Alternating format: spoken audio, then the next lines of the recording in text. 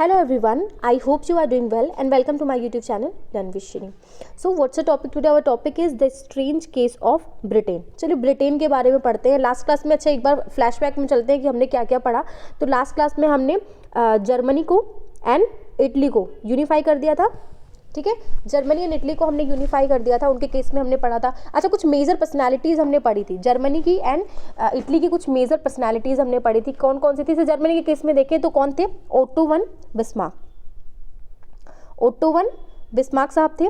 उनका हमने देखा था जर्मनी के केस में उन्होंने कैसे वहाँ के जर्मनी के लोगों को यूनिफाइड कराया, कैसे कराया. अच्छा, उनको क्या बोलते हैं? उनको architect of the unification of Germany, की जर्मनी को कैसे उन्होंने यूनिफाई कराया उनको बोलते हैं. बट अच्छा, अगर इंडिया के एस्पेक्ट में देखें तो कौन था architect of Indian, architect of the unification of India? किसने इंडिया को यूनिफाई कराया?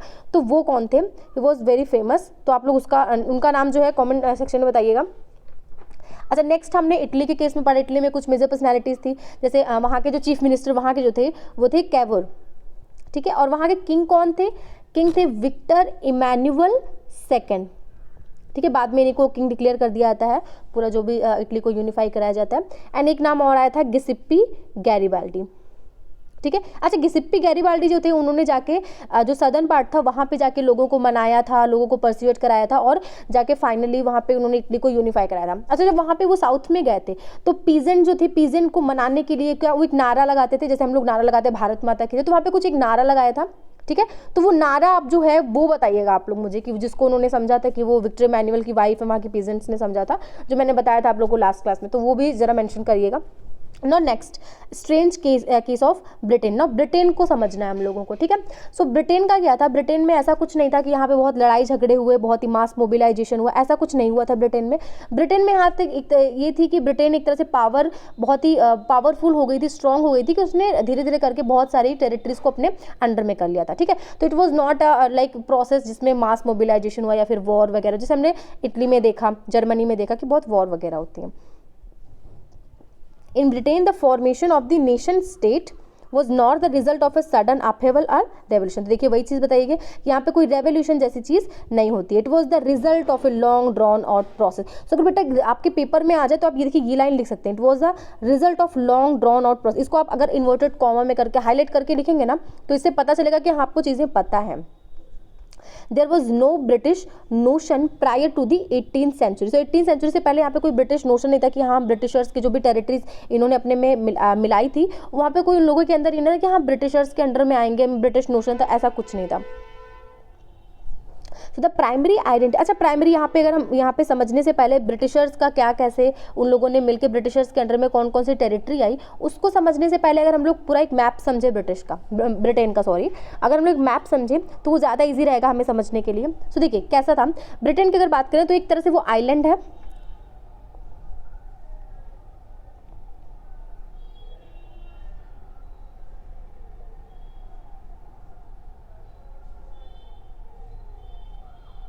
रफ फिगर में बना रही हूँ. सो देखिए यहाँ पे अगर पूरा ये जो टेरिटरी है ये फिलहाल ब्रिटिश आइल्स बोलते हैं इसको. अभी पूरा आपको ये कंसेप्ट, एक चीज़ और भी क्लियर हो जाएगी कि ये ब्रिटेन क्या है, ग्रेट ब्रिटेन क्या है, ठीक है, यूके क्या है एंड ब्रिटिश आइल्स क्या है. ये सारे कंसेप्ट आज आपको क्लियर हो जाएंगे. आप लोग अक्सर सुनते होंगे, आप लोग हमेशा कंफ्यूज भी हो जाते होंगे, सबका मतलब क्या निकालते हैं आप लोग? ब्रिटेन की. ठीक है, वो इंग्लैंड जो थी उसी का मतलब, बट एक्चुअली में वो नहीं होता, कुछ टेरिटरीज वगैरह का कम ज़्यादा होता है. तो देखिए यहाँ पे अगर हम पूरी इस मैप को समझिए, मैंने एक रफली मैप बनाया हुआ है, बुक में नहीं दिया हुआ है, दैट्स वाई मुझे बनाना पड़ रहा है. सो ये स्कॉटलैंड, नीचे क्या है? ये ब्रिटेन या फिर इंग्लैंड बोलिए आप इसको, एंड ये है Wales. Okay, and this is Ireland. ये टोटल पूरा एरिया जो है बेटा ये आयरलैंड है, इसको डिवाइड किया गया. यहाँ पे ये है आपका नदर्न आयरलैंड एंड ये है नीचे रिपब्लिक ऑफ आयरलैंड. ठीक है, सो ये पूरा ब्रिटेन जो आप लोग ब्रिटिश आइल्स बोलते हो ये पूरा ब्रिटिश आइल्स है. ये सारे लोग मिला के क्या बनाते हैं? ब्रिटिश आइल्स बनाते हैं. ओके, तो अभी हम लोग वन बाय वन देखेंगे कि यहाँ पे कैसे कैसे करके ये जो इंग्लैंड था, इंग्लैंड यहाँ पे वो इंग्लैंड ने कैसे टेरिटरीज को अपने में मिलाई एंड कैसे ये नाम चेंज होते गए, कैसे कैसे यहाँ पे ब्रिटिश का ऑक्यूपेशन बढ़ता चला गया. ठीक है, अच्छा यहाँ पे स्टार्टिंग से बात करते हैं, हिस्ट्री लेके बात करते हैं. सो हिस्ट्री से अगर बात करें तो जो ब्रिटिशर्स थे, इंग्लिश थे यहाँ पे, इंग्लिश का क्या था? ये यहाँ पे अपना डोमिनेंस दिखाते थे. कौन से रीजन में? वेल्स. वेल्स की अगर मैं बात करूँ तो आपके बुक में वेल्स के बारे में नहीं दिया हुआ है। सो वेल्स को अराउंड 13 सेंचुरी में ही 13 सेंचुरी में इंग्लैंड जो थी, इंग्लैंड ने कॉन्कर कर लिया था, अपने में टेरिटरीज को मिला ली थी। टेरिटरी मिलाना मतलब कि यहाँ पे जो ब्रिटिश का डोमिनेंस था बेटा वो बढ़ गया था, यही मतलब होता है। सो वेल्स में एक तरह से डोमिनेंस बढ़ गया था, वो ऑलरेडी अब ब्रिटेन के अंडर में था। कब? 13 सेंचुरी में, ठीक है। सो नाउ सी, अब हम लोग बात करते हैं स्कॉटलैंड की एंड आयरलैंड की। So the primary identities of the people who inhabited the British Isles. British Isles आप लोग समझ गए ना, कौन कौन सी कंट्रीज मिलाकर ब्रिटिश आइल्स बनाएंगी? Were ethnic one such as English, Welsh, Scot and Irish. So यहाँ पे जो हमने सारी कंट्रीज पढ़ी ब्रिटिश आइल्स को मिला के, तो वहाँ पे अलग अलग उनकी एथनिक बेसिस पे वो लोग क्या थे? डिवाइड थे, ठीक है। उनमें ऐसा नहीं था कि वो लोग का अपना एक नेशन में थे और उनके अपने वो नेशन ही अलग अलग थे, उनमें अलग अलग चीज़ें थी, वो उनके कपड़े अलग थे, उनकी लैंग्वेज अलग थी, उनका कल्चर अलग था। सो एथनिक बेसिस पे वो डिवाइड थे। जैसे इंग्लिश है, इंग्लिश का टोटली अलग, वेल्स, स्कॉट एंड आयरिश, जो हमने सारी कंट्रीज पढ़ी। All of these ethnic groups had their own cultural and political tradition, सबके अपने अपने ट्रेडिशन थे। But as the English nation steadily grew in wealth, importance and power, so here यहाँ पे जो इंग्लिश है, इंग्लिश जो ब्रिटेन में, एज यू नो कि ब्रिटेन में क्या होता है बेटा? इंडस्ट्रियलाइजेशन होता है, ठीक है। इंडस्ट्रियलाइजेशन की लोग वजह से वहाँ पे लोग अमीर होने लगते हैं, रिच होने लगते हैं, एंड रिच होते हैं तो अदर कंट्रीज में जाके अपने डोमिनेंस बढ़ाने लगते हैं, ठीक है। सो यहाँ पे ये लोग रिच हो रहे हैं। The English nation steadily grow in wealth, यहाँ पे पैसे आ गए, इनको इंपॉर्टेंस मिलने लगी, इनकी पावर बढ़ गई। So now what are they thinking? They are thinking about the expansion के बारे में सोचने लगे। He then it was able to extend its influence over the other nation of the island. So जिस आइलैंड में थे, जो हमने पूरा ब्रिटिश आइल्स पढ़ा, तो वो एक तरह से वो इसका एक पार्ट थे। इंग्लैंड जो थी उसका एक पार्ट थी। तो अभी इंग्लैंड क्या सोच रही है कि हम पावरफुल हो गए, हमारे पास पैसे आ गए, नो जस्ट एक्सपेंड करने की उन्होंने सोची। The English parliament which had seized power from the monarchy in 1688। So यहाँ पे इटसेल्फ ब्रिटेन की ही बात हो रही है कि ब्रिटेन में कैसे आई पावर। सो ब्रिटेन में क्या थी बेटा? वहाँ पे भी मोनार्किकल सिस्टम थी, ठीक है। सो मोनार्की जो थी वहाँ की, मोनार्की को पावर जो था, मोनार्की का जो पावर था उसको ले लिया गया था। कब लिया गया था? 1688 में। किसने लिया था? इंग्लिश पार्लियामेंट ने। इंग्लिश पार्लियामेंट ने क्या किया? इंग्लिश पार्लियामेंट में यहाँ पे धीरे धीरे करके बहुत ही पावरफुल हो गई जब इंग्लिश पार्लियामेंट। तो जो मोनार्की थी उसने अपनी पावर खुद ही डायल्यूट कर दी, खुद ही बोला कि चलो रिस्पेक्ट से निकल जाते हैं यहाँ से। तो यहाँ पे पावर जो थी मोनार्की की किसके पास जाती है? इंग्लिश पार्लियामेंट के पास आ जाती है। Okay, and this was the instrument through which a nation state with English at its center came to be forced। तो यहाँ से जो होती है, क्योंकि यहाँ पे इंग्लिश पार्लियामेंट अब पावरफुल हो गई, मोनार्की जो है थोड़ी सी वीक हो गई, मोनार्की इसकी सब्जेक्ट बन गई। सो यहाँ से भी तरह से एक नेशन स्टेट की फीलिंग यहाँ से इंग्लैंड से निकलनी शुरू होती है, ठीक है। अब क्या होता है? अब इंग्लिश जो ब्रिटेन के लोग थे, इंग्लिश थे, उन्होंने अपनी तो पार्लियामेंट को कंट्रोल कर लिया, पार्लियामेंट बना ली, अपने मोनार्की तो कंट्रोल कर लिया। अब वो चलते हैं बढ़ते हैं किसकी तरफ? जो नॉर्थ की तरफ बढ़ते हैं। कौन सी नॉर्थ में कंट्री थी? स्कॉटलैंड, ठीक है। स्कॉटलैंड की तरफ बढ़े। तो स्कॉटलैंड में क्या होता है? स्कॉटलैंड की कहानी में बताती हूँ, स्कॉटलैंड आपकी बुक में नहीं दी हुई, बट मैं कहानी बताती हूँ क्या होता है। स्कॉटलैंड जो है बेटा, वहाँ पे जो फ्रांस थे, आप लोगों ने फ्रेंच रेवोल्यूशन पढ़ा होगा। सो फ्रांस जो थी वो एक तरह से जो ब्रिटिशर्स थी उनकी एनिमी थी, ठीक है। सो एनिमी थी। तो यहाँ पे जो फ्रेंच रेवोल्यूशन हुआ तो फ्रांस के, तो यहाँ ब्रिटिशर्स को क्या डर लग रहा था कि जो फ्रेंच होंगे वो स्कॉटलैंड की हेल्प ले सकते हैं। स्कॉटलैंड की हेल्प ले सकते हैं किसके अगेंस्ट? ब्रिटिशर्स के अगेंस्ट। ब्रिटिशर्स के अगेंस्ट वो स्कॉटलैंड की हेल्प ले सकते हैं। तो उनको डर था, इसलिए उन्होंने क्या किया? जो स्कॉटलैंड के ऊपर डेब्ट था, स्कॉटलैंड के ऊपर कुछ कर्जा वर्जा था, डेब्ट था, तो ब्रिटिशर्स ने क्या किया? जो ब्रिटेन थी उसने स्कॉटलैंड को पैसे दिए एंड क्या साइन कराया यहाँ पे? The act of union. कब साइन हुआ? 1707 में। किसके किसके बीच में? इंग्लैंड एंड स्कॉटलैंड के बीच में, दोनों के बीच में साइन होता है the act of union of 1707। इसके तहत इसमें क्या होता है? इसमें होता है कि जो इंग्लैंड है, इंग्लैंड में आके स्कॉटलैंड अब मिल जाएगा, दोनों मिला के क्या फॉर्म करेंगे? United kingdom of great Britain. Okay, United kingdom of great Britain. तो यहाँ से आ गया ये कंसेप्ट, स्कॉटलैंड वाली चीज़ आ गई, स्कॉटलैंड आके मिल गया। वेल्स पहले से था, Scotland, England plus Wales. So now क्या होता है? ठीक है, अब यहाँ पे स्कॉटलैंड को तो इंग्लिश ने कंट्रोल कर लिया, इंग्लैंड ने कंट्रोल कर लिया। सो यहाँ पे भी चीज़ होने लगती है कि जो स्कॉटलैंड होते हैं, स्कॉटिश होते हैं, उनके ऊपर अब इंग्लिश का इफेक्ट देखने को मिलता है। जो इंग्लैंड के लोग होते हैं वो लोग अपनी चीज़ें थोपने लगते हैं, ठीक है, उनका इन्फ्लुएंस हमको ज़्यादा देखने को मिलता है। क्यों? क्योंकि तरह से पार्लियामेंट जो था, ब्रिटेन का जो पार्लियामेंट थी, ब्रिटिश पार्लियामेंट थी, वही तो अब रूल करेगी ना स्कॉटलैंड में। सो यहाँ पे जो ब्रिटिश पार्लियामेंट थी that was dominated by English members. अब जब इंग्लिश मेंबर्स रूल करेंगे तो इंग्लिश वाली चीज़ें चलेंगी ना।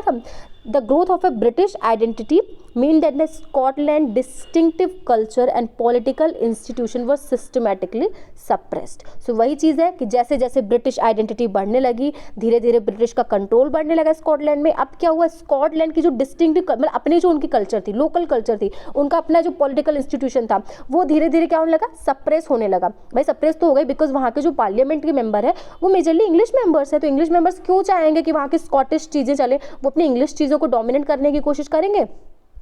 चलिए अब भी यहाँ पे आता है द कैथोलिक्स. अच्छा, Catholic and Protestant, you have heard about these words, Catholic and Protestant, civics में पढ़ा होगा आप लोगों ने. सो मैं बताती हूँ एक बार, ऐसा ही जनरल आपको रिवाइंड कराती हूँ. कैथोलिक्स कहते हैं बेटा, कैथोलिक्स एंड प्रोटेस्टेंट, ये दोनों ही क्या होते हैं, क्रिश्चियनिटी को ही फॉलो करते हैं. बट जो कैथोलिक्स होते हैं वो आप बोल सकते हो कंजर्वेटिव होते हैं. कंजर्वेटिव किस में कि जो कैथलिक जो क्रिश्चियनिटी की चली आ रही है ओल्ड ट्रेडिशन, जिस तरह से क्रिश्चियनिटी को लोग फॉलो करते हैं उसको ये फॉलो करने की बात करते हैं, जो हमारे ये कैथलिक्स होते हैं. बट प्रोटेस्टेंट्स जो होते हैं, प्रोटेस्टेंट ये अराउंड 15th सेंचुरी में एक नया सेक्ट निकल के आता है प्रोटेस्टेंट का.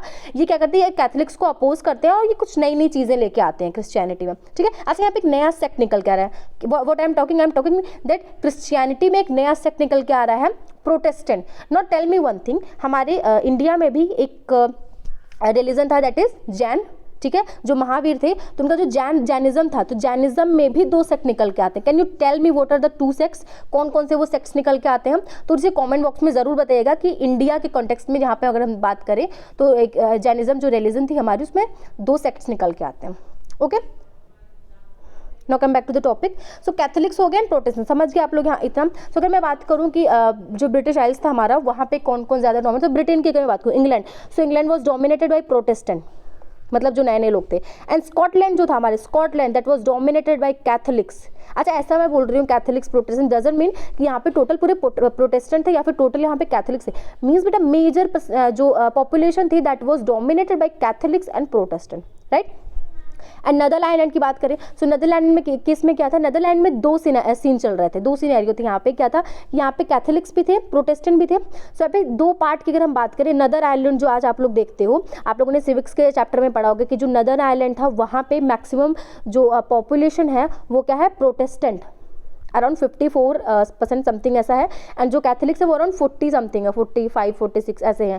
तो यहाँ पे जो प्रोटेस्टेंट की ज़्यादा है एंड यहाँ पे कैथोलिक्स की ज़्यादा है. सो उस टाइम पे नदर आइलैंड पे एक तरह से था कि जो प्रोटेस्टेंट थे, उस टाइम पे बात करूँ नदर आइलैंड बटा नहीं हुआ था जबकि भी बात हम लोग कर रहे हैं. तो वहाँ पे पूरे आइलैंड में जो था वहाँ पे जो कैथोलिक्स थे वो ज़्यादा डोमिनेंट थे, ज़्यादा उनकी पॉपुलेशन ज़्यादा थी. बट फिर भी जो प्रोटेस्टेंट थे वो भी ठीक ठाक पॉपुलेशन में थे. प्लस एक पॉजिटिव पॉइंट क्या आता है कि ठीक है उनकी पॉपुलेशन तो थी, बट जो प्रोटेस्टेंट थे भी ना बेटा बहुत ही रिच थे, उनके पास पैसे बहुत थे, बहुत ही ज़्यादा डोमिनेंट थे वो लोग वहाँ पे.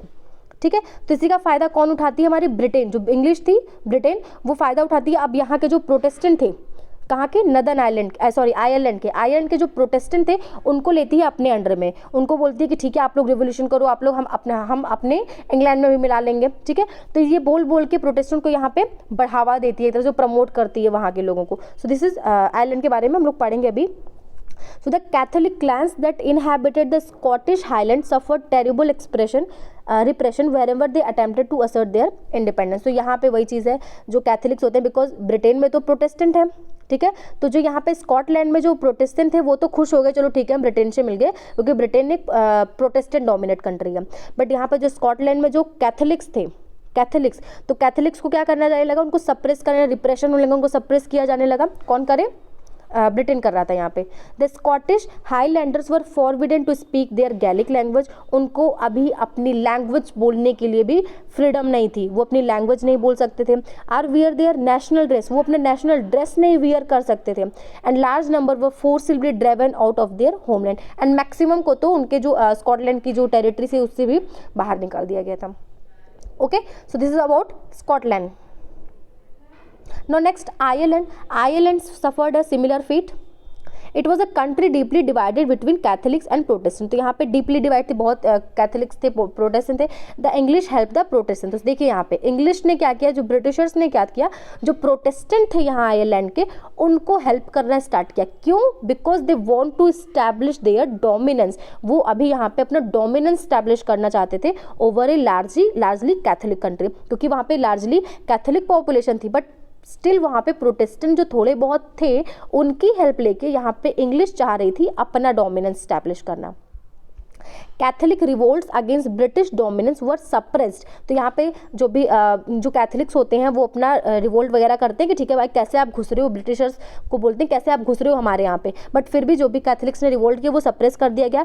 Then after a failed revolt by led by Wolfe Tone and Wolfe Tone, देखिए वोल्फटोन यहाँ पे एक पर्सनैलिटी का नाम आ रहा है, जो ये कौन थे, कैथोलिक्स थे ना, कैथोलिक। तो ये कैथोलिक थे, ये किसके अगेंस्ट रिवोल्ट करते हैं, ब्रिटिशर्स के अगेंस्ट, ठीक है। सो ब्रिटिशर्स के अगेंस्ट कैथोलिक ने किया, कैथोलिक प्लस कुछ जो भी वहाँ के आयरिश मैन थे, जो भी United Irishmen, Wolfe Tone and United Irishmen, इन लोगों ने मिलकर ब्रिटिशर्स के अगेंस्ट रिवोल्ट किया, जिसको ब्रिटिशर्स ने क्या कर दिया था, सप्रेस कर दिया था। देन फाइनली 1798 में जो आयरलैंड होता है that was forcibly incorporated into the United Kingdom. Then finally उसको यूनाइटेड किंगडम में 1801 में इनकॉर्पोरेट कर लिया जाता है। अब कौन आके मिल गया, वेल्स पहले से था एंड प्लस हमने स्कॉटलैंड को मिला लिया था, स्कॉटलैंड के बाद अभी क्या आ गया, आयरलैंड को मिला लिया, ठीक है। Then a new British notion was forged through the propagation of a dominant English culture। तो यहाँ पे एक तरह से आप बोलते हैं कि ब्रिटिश नेशन फॉर्म हो गया, ठीक है। ब्रिटिश नेशन कैसे फॉर्म हुआ, क्या मैं पूरा तो आप बोल रहे हो ब्रिटिश नेशन है, बट यहाँ पे डोमिनेंस किसका है, डोमिनेंस है इंग्लिश कल्चर का। आप तो बोल रहे हो चलो ब्रिटिशर्स हैं, ब्रिटिश नेशन है, ये पूरा मिला के हम ब्रिटिश आइल्स बना दे रहे हैं, ब्रिटिश नेशन हो गया हमारा, बट यहाँ पे डोमिनेंस अभी भी किसका चल रहा है, इंग्लिश कल्चर का चल रहा है, ठीक है। अब जो नया ब्रिटेन बन के आता है, सब कुछ जो चीज़ें बन के आई, अब यहाँ पे एक आप बोल सकते हो कलेक्टिव आइडेंटिटी, क्योंकि यहाँ पे नेशन, अब देखिए नेशन जैसी चीज़ आ गई यहाँ पे, सो नेशन आ गया तो यहाँ पे कलेक्टिव आइडेंटिटी आनी चाहिए। सो लोगों के अंदर कलेक्टिव आइडेंटिटी कैसे लाया जाए, तो कुछ चीज़ें करी गई, जैसे हमने फ्रेंच रेवोल्यूशन के टाइम पे किया था, फ्रांस में करा था। क्या क्या किया था वहाँ पे, हमने फ्लैग्स वगैरह लेके आए थे, फ्लैग्स थे, हिम्स थे, बहुत सारी चीज़ें थी। सो यहाँ पे भी करी गई। First is British flag, Union Jack. अच्छा यूनियन जैक आप लोगों ने देखा होगा, जो ब्रिटेन का फ्लैग है, इंग्लिश फ्लैग, बहुत से क्रॉस ऐसे बना होता है। सो यहाँ पे Union Jack. The national anthem God save our noble king, British flag को लाया गया, नेशनल एंथम बनाया गया that is God save our noble king. The English language were actively promoted, English language को बहुत ज़्यादा प्रमोट किया गया। And the older nation survive only as subordinate partners in this union. तो ब्रिटिश हमने nation तो बना दिया, लोगों को यूनाइट करके, बहुत सारे कल्चर को यूनाइट करके, तो उनमें अब एक कलेक्टिव आइडेंटिटी लाने के लिए हमने ये सारी चीज़ें करी। प्लस अब क्या है, कलेक्टिव आइडेंटिटी तो हमने ला दी, प्लस जो पहले के जो कल्चर थी, ओल्डेस्ट कल्चर जो पहली लाइक जो स्कॉटिश कल्चर थी, वेल्स की कल्चर थी, तो उन सारी कल्चर को अब एक सबऑर्डिनेट बना के रख दिया गया। सबऑर्डिनेट किसकी, इंग्लैंड की, जो भी इंग्लिश कल्चर थे, इंग्लिश की सबऑर्डिनेट बन के रह गए। अब कौन, जो ये सारे पुराने कल्चर थे, okay. So this was all about the British unification.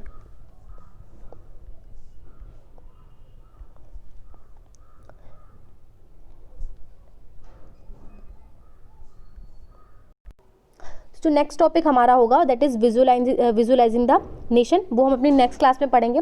सो अभी आज के लिए इतना ही करते हैं। अच्छा आज का क्वेश्चन आपका क्या है, आज का क्वेश्चन है कि आप लोग बताइएगा नीचे कमेंट बॉक्स में कि जो स्कॉटलैंड था, स्कॉटलैंड को जो भी इनकॉर्पोरेट किया था ब्रिटेन ने, वो एक एक्ट के थ्रू किया था, ठीक है। सो वो एक्ट प्लस ईयर दोनों का नाम नीचे मेंशन करिएगा, ठीक है। सब लोग कमेंट करके बताएंगे, वीडियो पॉज करके आप लोग तुरंत कमेंट किया करिए, बुक खोल के आपको नहीं बतानी है, आप लोग को जैसे मैं क्वेश्चन पूछूँ तुरंत ही आप लोग उसको कमेंट बॉक्स में बताइए, ठीक है। चलिए इतना ही करते हैं। आप लोग अगर वीडियो आपको पसंद आई हो बेटा ज़रूर उसको लाइक करिएगा, प्लस चैनल को सब्सक्राइब करिएगा और अपने दोस्तों के साथ ज़रूर शेयर करिएगा, बिकॉज ये ब्रिटेन वाला कंसेप्ट तो डेफिनेटली सब लोग समझना चाहेंगे। तो अपने दोस्तों के साथ जो भी जो जानना चाहते हैं, तो हो गई चलिए सिलेबस की चीज़ें आप लोगों की, बट अगर और भी लोग बाहर के जानना चाहते हैं देन डेफिनेटली शेयर करिएगा उनके साथ में। Okay, thank you class.